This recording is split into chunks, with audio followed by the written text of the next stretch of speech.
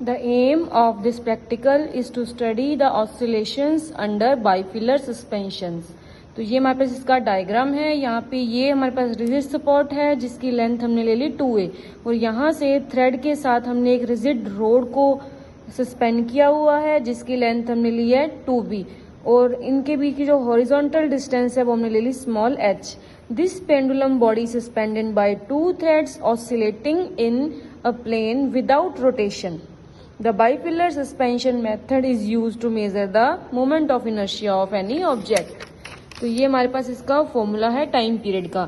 The time period of the bifilar suspension arrangement is given by T is equal to 2 pi under root I upon में C, where C is some constant is equal to mg AB upon h, where I is the moment of inertia of the suspended rod, 2a is the distance between the threads at rigid support, 2b is the distance between the threads at suspension rod and h is the vertical distance of the suspended rod. Here b upon a को हमने x put करना है और other terms को हमने constant के बीच में ले लेना है. तो वहां से हमारे पास टाइम पीरियड इक्वल आ जाएगा c upon under root x from where T square S is equal to constant. ये हमारे पास जो रिजल्ट आया है ये थियोरटिकल कंसेप्ट है बट अब हमें प्रैक्टिकली प्रूव करना है इसको. तो हम प्रैक्टिकली स्टार्ट करते हैं. ये हमारे पास इसका एपरेटस है. यहाँ पे ये हमारे पास एक रिजिड सपोर्ट है जिससे हमने इस थ्रेड के द्वारा इस रोड को सस्पेंड कर रखा है.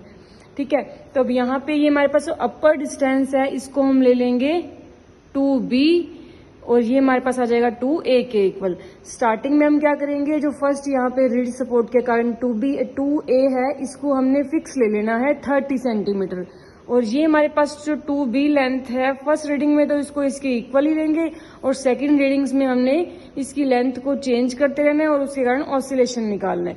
तो हमारे पास फर्स्ट देखेंगे हम. फर्स्ट हमने ले लिया 2b की वैल्यू 30 सेंटीमीटर. अब इसके लिए हमने नंबर ऑफ ऑसिलेशंस लिखे हुए हैं जिसके रिस्पेक्ट में हमने टाइम की वैल्यू निकालनी है. यहाँ पे हम इसको रिजिड रोड को थोड़ा सा इसको स्लाइटली किसी भी एंगल पे रोटेट करेंगे. एंगल पे रोटेट करने के बाद इसको छोड़ेंगे तो ये ऑसिलेशंस कर रहा है. तो 5 ऑसिलेशंस में, 10 ऑसिलेशन में और 15 ऑसिलेशन में जितना टाइम इसको लगेगा वो हमने नोट कर लेना है अपनी टेबल में. तो हम यहाँ पे इसके रिस्पेक्ट में 5, 10 और 15 ऑसिलेशंस के लिए टाइम की रीडिंग नोट कर लेंगे जहां से हम डिवाइड करके टाइम पीरियड निकालेंगे. नंबर ऑफ ऑसिलेशंस को हम टाइम से डिवाइड कर देंगे तो टाइम पीरियड आ जाएगा. यहाँ पे हमारे पास 3 टाइम पीरियड आएंगे जिसका एवरेज निकालने पर वो टाइम पीरियड एवरेज आ जाएगा for 2b is equal to 30 centimetre. Same ऐसा ही प्रोसेस हमें करना है कि जब हम 2b की वैल्यू को 20 सेंटीमीटर ले and again we will take the reading for 2b is equal to 10 centimetre. तो यहाँ पे हमारे पास इस लेंथ को हम डिक्रीज कर देंगे. डिक्रीज करने के बाद यहाँ पे रीडिंग ले लेंगे. अब हमने यहाँ पे 2b लेंथ को 5 सेंटीमीटर ईच साइड से डिक्रीज कर दिया जिससे हमारे पास 2a तो 30 सेंटीमीटर ही है और 2b हमारे पास 20 सेंटीमीटर हो जाएगा. अब इसके लिए भी हम स्मॉल डेविएशन देके रीडिंग नोट कर लेंगे ऑसिलेशंस के लिए.